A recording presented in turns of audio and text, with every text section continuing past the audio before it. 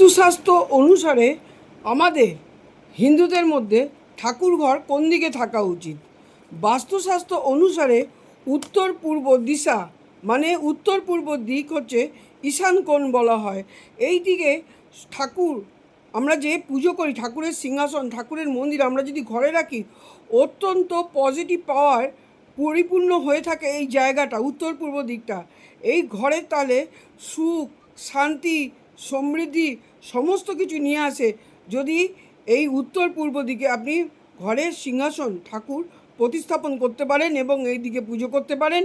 আর এদিকে যে 0 ডিগ্রি আছে, কম্পাসে দেখে নেবেন, যেই 0 ডিগ্রি জায়গাটা আছে না, ওই জায়গাটা একটা রাধা কৃষ্ণের মূর্তি বা ছবি, ওখানে আপনি সুন্দর একটা ছবি, দাঁড়ানো ছবি, পুরো না হাফ না, দাঁড়ানো ছবি, রাধাকৃষ্ণের একটা ছবি আপনি ওখানে লাগিয়ে রাখবেন।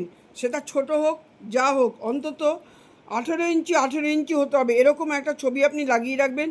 দেখবেন নিজের মানসিক দিকও ভালো থাকবে, সুখ, শান্তি, সমৃদ্ধি, অর্থ পরিপূর্ণ থাকবে আপনার ঘর।